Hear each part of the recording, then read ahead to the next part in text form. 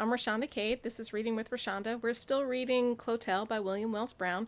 We're about to start chapter 8. The last few chapters, at least the last couple of chapters or so, he got away, he being William Wells Brown, he got away from the storyline a little bit to give us some social commentary, some backdrop for what's happening, creating a milieu, so to speak, for us to think about what's going on. And keep in mind, 1853 is when this was published, and novels were pretty new for African American writers and for writers in general. So it doesn't follow the exact same kind of trajectory that we've grown accustomed to in modern day novels, and that's one of the reasons that I love it. So here we are, chapter 8, The Separation. In many ways does the full heart reveal the presence of the love it would conceal, but in far more the estranged heart lets know the absence of the love which yet it fain would show. At length the news of the approaching marriage of Horatio met the ear of Clotel. Now, if you don't recall, Horatio and Clotel were married, but it wasn't a legal marriage because Clotel was black and a slave, and Horatio was white and a free man. And even though it was within Horatio's purview to free Clotel, he never did. And then he's fallen for this daughter of somebody, and he's got political aspirations now. So anyway, that's where we are. At length the news of the approaching marriage of Horatio met the ear of Clotel, because he didn't even tell her himself. Really, she had to hear that her husband was going to marry somebody else secondhand. Ooh, that had to be ugly. Her head grew dizzy and her heart fainted within her, but with a strong effort at composure she inquired all the particulars, and her pure mind at once took its resolution. Horatio came that evening, and though she would have fain met him as usual, her heart was too full not to throw a deep sadness over her looks and tones. She had never complained of his decreasing tenderness, or of her own lonely hours, but he felt that the mute appeal of her heartbroken looks was more terrible than words. He kissed the hand she offered, and with a countenance almost as sad as her own, led her to a window in the recess shadowed by a luxuriant passion flower.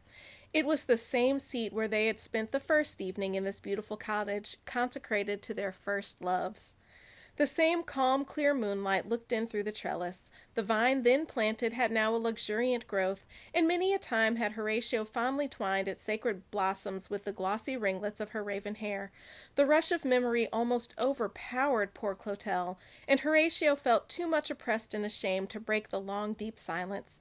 At length, in words scarcely audible, Clotel said, "Tell me, dear Horatio, are you to be married next week?" He dropped her hand as if a rifle ball had struck him, and it was not until after a long hesitation that he began to make some reply about the necessity of circumstances. Mildly but earnestly the poor girl begged him to spare apologies. It was enough that he no longer loved her and that they must bid farewell. Trusting to the yielding tenderness of her character, he ventured, in the most soothing accents, to suggest that as he still loved her better than all the world, she would ever be his real wife. "Oh, baby, I love you so much. I love you way down deep in here. So even though you can't be my wife in public, you will always be my real wife in my heart. Please, Horatio." Anyway, what did he say? Where am I? She would ever be his real wife, and they might see each other frequently. So what he is really doing is living out, or at least attempting to live out, the plissage relationship that we've been talking about throughout, where the white gentlemen keep their white families on one side and have the black families on the other side. He was not prepared for the storm of indignant emotions that his words excited. True, she was his slave. Her bones and sinews had been purchased by his gold. Yet she had the heart of a true woman, and hers was a passion too deep and absorbing to admit of partnership, and her spirit was too pure to form a selfish league with crime. Basically, she told him off. "No, sir, that is not how this is going to go down." Good for her. At length this painful interview came to an end. They stood together by the Gothic gate where they had so often met and parted in the moonlight. Old remembrances melted their souls. "Farewell, dearest Horatio," said Clotel. "Give me a parting kiss." Her voice was choked for utterance, and the tears flowed freely as she bent her lips toward him. He folded her convulsively in his arms and imprinted a long impassioned kiss on that mouth which had never spoken to him but in love and blessing. With efforts like a death pang, she at length raised her head from his heaving bosom, and turning from him with bitter sobs, "It is our last. To meet thus is henceforth crime. God bless you. I would not have you so miserable as I am. Farewell, a last farewell." "The last?" exclaimed he with a wild shriek. "Really, Horatio?" "The last!" exclaimed he with a wild shriek. "Oh God, Clotel, do not say that!" And covering his face with his hands, he wept like a child. Recovering from his emotion, he found himself alone. The moon looked down upon him mild but very sorrowfully, as the Madonna seems to gaze upon her worshipping children bowed down with consciousness of sin. At that moment he would have given worlds to have disengaged himself from Gertrude, but he had gone so far that blame, disgrace, and duels with angry relatives would now attend any effort to obtain his freedom. Okay, I know I keep interrupting, but this is cracking me up. Let's read that again. At that moment he would have given worlds to have disengaged himself from Gertrude, but he had gone so far that blame, disgrace, and duels with angry relatives would now attend any effort to obtain his freedom. To obtain his freedom. He was free to purchase a woman, free to not set her free, free to fall in love with another woman, albeit for political gains, and free to just dump the first woman, and now he's crying because there's nothing he can do to obtain his freedom. Please. I'm sorry, I'll continue. Oh, how the moonlight oppressed him with its friendly sadness. It was like the plaintive eye of his forsaken one, like the music of sorrow echoed from an unseen world. Long and earnestly he gazed at that cottage where he had so long known earth's purest foretaste of heavenly bliss. Slowly he walked away, then turned again to look on that charmed spot, the nestling place of his early affections. He caught a glimpse of Clotel, weeping beside a magnolia, which commanded a long view of the path leading to the public road. He would have sprung toward her, but she darted from him and entered the cottage. That graceful figure, weeping in the moonlight, haunted him for years. It stood before his closing eyes and greeted him with the morning dawn. Poor Gertrude had... Yeah, I do feel bad for Gertrude. Let me not pretend like I don't. I do feel bad for Gertrude. Poor Gertrude, had she known all, what a dreary lot would hers have been, but fortunately she could not miss the impassioned tenderness she never experienced. But that doesn't make it sad that she won't experience it. And Horatio was the more careful in his kindness because he was deficient in love. After Clotel had been separated from her mother and sister, she turned her attention to the subject of Christianity and received that consolation from her Bible that is never denied to the children of God. Although it was against the laws of Virginia for a slave to be taught to read, Currer had employed an old free Negro who lived near to her to teach her 2 daughters to read and write. I particularly like Currer. Currer was a slave, but she was sure living life like a free person, so much so that she hired a private tutor who was actually a free person of color to teach her kids how to read, which was illegal for them to do because they were slaves. Currer was holding it down. She felt that the step she had taken in resolving never to meet... we're back to Clotel. She felt that the step she had taken in resolving never to meet Horatio again would no doubt expose her to his wrath, and probably cause her to be sold, yet her heart was too guileless for her to commit a crime. That's weird that that whole little aside about Kerr is in there. It explains why Clotel was able to read the Bible, but color me intrigued. All right. Yet her heart was too guileless for her to commit a crime, and therefore she's happy to commit the crime of reading, but not the crime of adultery. And therefore she had 10 times rather have been sold as a slave than do wrong. Some months after the marriage of Horatio and Gertrude, their barouche rolled along a winding road that skirted the forest near Clotel's cottage. When the attention of Gertrude was suddenly attracted by 2 figures among the trees by the wayside, and touching Horatio's arm, she exclaimed, "Do look at that beautiful child!" He turned and saw Clotel and Mary. His lips quivered and his face became deadly pale. His young wife looked at him intently, but said nothing. In returning home, he took another road, but his wife, seeing this, expressed a wish to go back the way they had come. He objected, and suspicion was awakened in her heart, and she soon after learned that the mother of that lovely child bore the name of Clotel, a name which she had often heard Horatio murmur in his uneasy slumbers. From gossiping tongues she soon learned more than she wished to know. She wept, but not as poor Clotel had done, for she never had loved and had been beloved like her, and her nature was more proud. For she never had loved, so she didn't love Horatio, just like Horatio did not love her. That's really sad.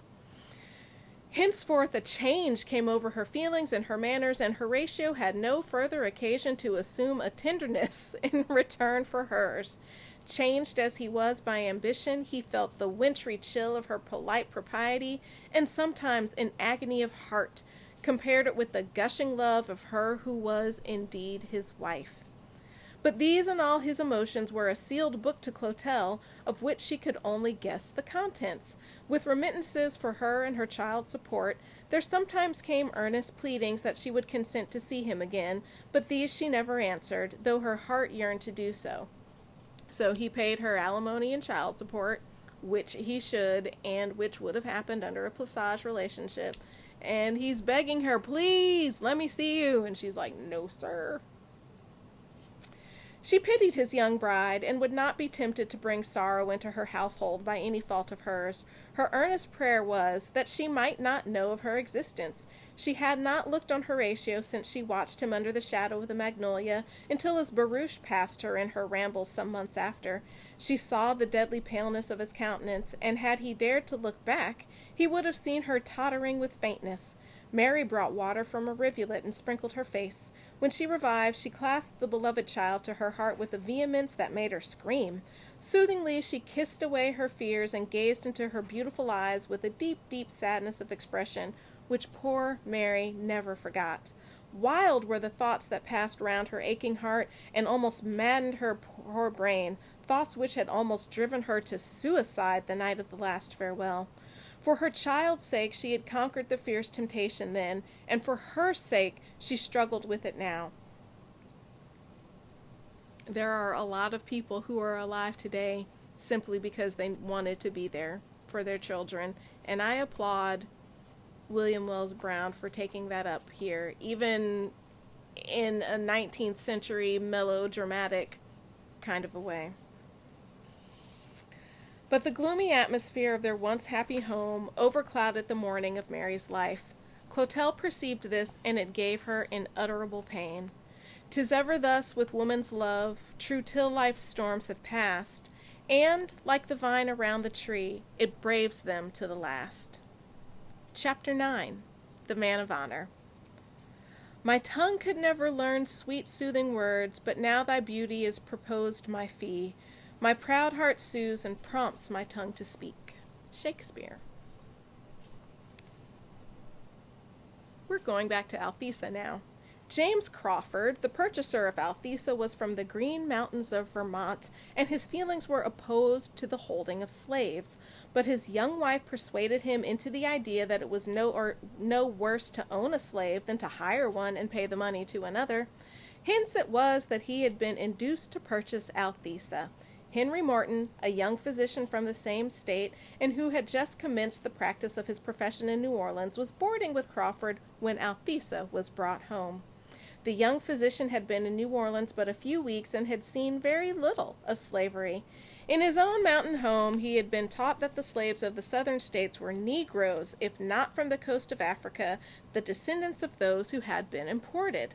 He was unprepared to behold with composure a beautiful young white girl of 15 in the degraded position of chattel slavery. A beautiful young white girl. Now, I don't know how you've been visualizing Clotel and Althesa, but they looked white, as lots of slaves did. So something that's interesting to me is the idea of miscegenation, which is the mixing of races, which nobody calls it now, but there's like a whole field of literature, miscegenation literature, which I find fascinating. So we've got to keep that in mind too, that race mixing ended up with people who looked white being slaves. Some people had no problem with that, and some people found that really disturbing to see somebody who looked white in the position of slave. The blood chilled in his young heart as he heard Crawford tell how, by bantering with the trader, he had bought her for $200 less than he first asked. His very look showed that the slave girl had the deepest sympathy of his heart. Althesa had been brought up by her mother to look after the domestic concerns of her cottage in Virginia, and knew well the duties imposed upon her. Mrs. Crawford was much pleased with her new servant, and often made mention of her in the presence of Morton. The young man's sympathy ripened into love, which was reciprocated by the friendless and injured child of sorrow. There was but one course left. That was to purchase the young girl and make her his wife. Ooh, we've heard this story before. Purchase the young girl and make her your wife. Let's see how it plays out this time.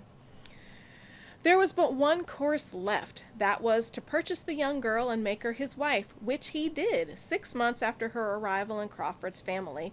The young physician and his wife immediately took lodgings in another part of the city. A private teacher was called in, and the young wife taught some of those accomplishments which are necessary for one's taking a position in society. Dr. Morton soon obtained a large practice in his profession, and with it increased in wealth. But with all his wealth, he never owned a slave. Mrs. Morton, Althesa, Mrs. Morton, was now in a position to seek out and redeem her mother, whom she had not heard of since they parted at Natchez. An agent was immediately dispatched to hunt out the mother and to see if she could be purchased. The agent had no trouble in finding out Mr. Peck, but all overtures were unavailable. He would not sell Currer. His excuse was that she was such a good housekeeper that he could not spare her. Poor Althesa felt sad when she found that her mother could not be bought. However, she felt a consciousness of having done her duty in the matter, yet waited with the hope that the day might come when she should have her mother by her side. All right, I've got some questions. Okay, so Morton purchases Althesa and marries her. Did he free her? Maybe. I don't know. He did move her out of town, and he is parading her around as his actual wife. That sounds good, except for he's parading her around, but that's okay. We'll tackle that some other day. He got her classes so she could learn all of the decorum and maybe pianoforte, I don't know, all of the things the ladies of the time needed to know. And that's all fantastic. I think, though, it gets complicated when she tries to purchase when Althesa tries to purchase her mother, Currer. I would assume that Currer is darker skinned than both Althesa and Clotel. Maybe, maybe not. I believe William Wells Brown talked about it. I can't quite remember. But if we think through kind of the lineage, she is most likely darker skinned.